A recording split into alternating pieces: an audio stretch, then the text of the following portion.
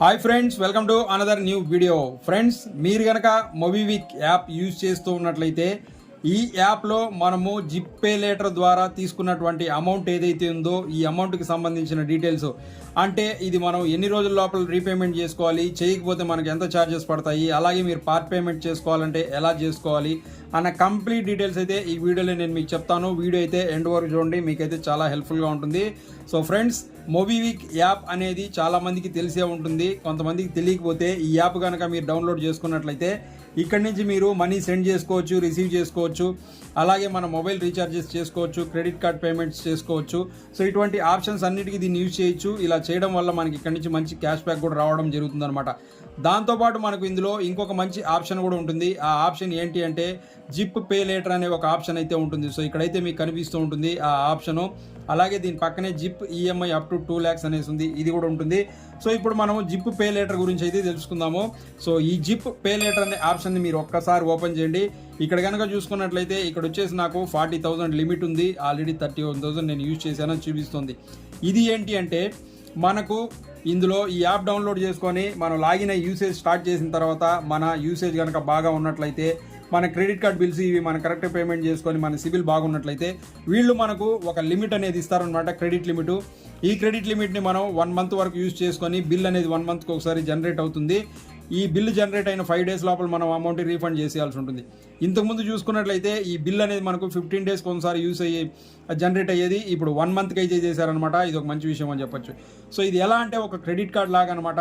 ఇందులో మనకు లిమిట్ ఎంత వస్తుందంటే 5,000 నుంచి 60,000 వరకు ఎంతన్నా రావచ్చు, మనకు ఉన్నటువంటి సిబిల్ని బట్టి వస్తుంది. సో ఈ విధంగా మనకు ఇందులో ఈ జిప్ పే లేటర్ అనే ఒక ఆప్షన్ ఉంటుందన్నమాట. ఈ ఆప్షన్ని మనం యూజ్ చేసుకొని అక్కడ వచ్చినటువంటి అమౌంట్ని ఇక్కడ ఉన్నటువంటి రీఛార్జ్ పేమెంట్ చేసుకోవడం కోసం, అలాగే మనము ఏదైనా వేరే వస్తువులు యూజ్ చేసుకోవడం కోసం వీటన్నిటికీ అమౌంట్ యూజ్ చేసుకోవచ్చు. మంత్లీ వన్స్ బిల్ జనరేట్ అయిన తర్వాత రీపేమెంట్ చేసుకోవచ్చు. సో ఈ విధంగా మనకు ఈ జిప్ పే లేటర్ ఆప్షన్ అనేది యూస్ అవుతుంది అనమాట. సో ఇప్పుడైతే ఆల్రెడీ ఈ జిప్ పే లేటర్ ఆ అమౌంట్ని తీసుకొని ఎవరైతే యూజ్ చేస్తూ ఉంటారో వాళ్ళకి చాలా డౌట్స్ ఉంటాయి. ఈ డౌట్స్ క్లియర్ చేయడం కోసమే ఈ వీడియో అయితే నేను చేస్తున్నాను అనమాట. సో ఇక్కడ చూసుకున్నట్లయితే జిప్ పే లేటర్కి సంబంధించి మనకు ఉన్నటువంటి డౌట్స్, ఫస్ట్ ఈ యొక్క జిప్ పే లేటర్ అనేది మనం తీసుకున్నట్లయితే ఇక్కడ నుంచి మనకు చాలా రకాల బెనిఫిట్స్ ఉంటాయని చెప్పాను కదా. సో మనం ఎల్పిజి బుకింగ్ యూజ్ చేసుకోవచ్చు, బిల్ పేమెంట్ చేసుకోవచ్చు, ఎలక్ట్రిసిటీ బిల్స్ యూజ్ చేసుకోవచ్చు. ఇలా చేసుకున్నట్లయితే మనకు క్యాష్ బ్యాక్స్ ఉంటాయన్నమాట. అలాగే మనము ఇక్కడ చూసుకున్నట్లయితే దీని బిల్లింగ్ సైకిల్ ఎలా ఉంటుంది అనేసి చూసుకున్నట్లయితే మనకి ఇక్కడ బిల్ డేట్ ఇక్కడ చూడండి, మనకు 1st నుంచి 30th వరకు మనం ఏదైతే అమౌంట్ యూజ్ చేస్తామో అది మనకు 1వ తేదీన బిల్ అనేది జనరేట్ అవుతుంది. 5వ తేదీ లోపల మనము పేమెంట్ అనేది చేసేయాలన్నమాట. ఒకవేళ మనం ఇది పేమెంట్ చేయకపోతే అన్నట్లయితే ఇక్కడ చూసుకున్నట్లయితే ఒకసారి ఛార్జెస్ దీనికి ఎలా ఉంటాయి అనేసి అనుకుంటే, bounce charges as per below ఇక్కడ చూసుకున్నట్లయితే అమౌంట్ వచ్చేసి మనం 100 నుంచి 1000 రూపీస్కి చేసినట్లయితే బౌన్స్ ఛార్జెస్ 250 రూపీస్, 1000 పైన ఎంత చేసుకున్నా 500 రూపీస్ మనకి ఇక్కడ బౌన్స్ ఛార్జెస్ అనేటివి పడతాయన్నమాట. అలాగే ఇక్కడ చూసుకున్నట్లయితే ఛార్జెస్ ఎలా క్యాలిక్యులేట్ చేస్తారంటే బౌన్స్ ఛార్జెస్ ఇక్కడ ఉన్నట్టు ఉంటుంది. అలాగే 2.5% late fees of used amount cycle, 0.1% charges of used day.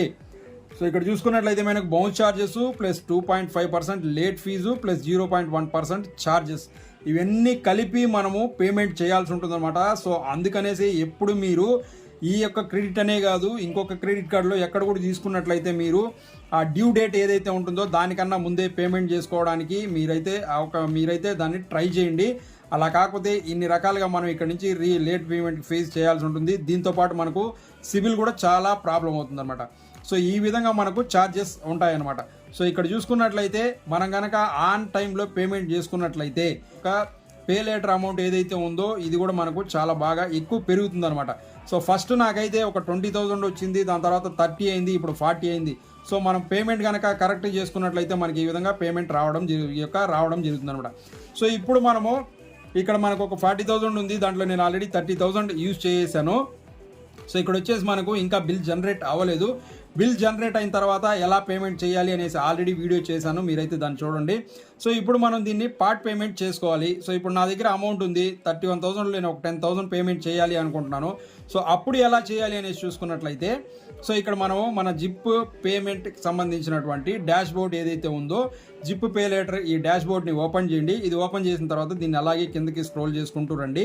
So ఇక్కడికి వచ్చినట్లయితే అప్కమింగ్ బిల్ ఏదైతే ఉందో అది ఇక్కడ మనకు చూపిస్తుంది. నేను ఆల్రెడీ 31,000 యూజ్ చేశాను.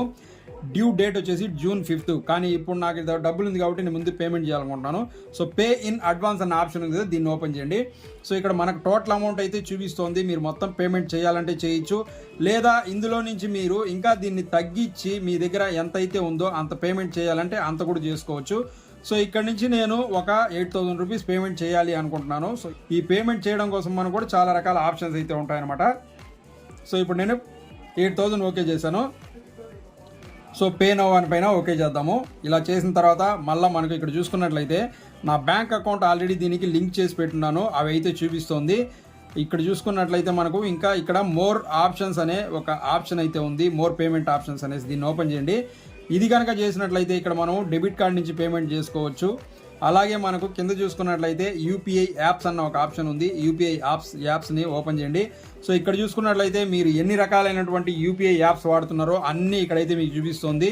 ఇందులో మీరు ఏ యూపీఐని సెలెక్ట్ చేయాలి అనుకుంటున్నారో ఆ యూపీఐని అయితే సెలెక్ట్ చేయండి.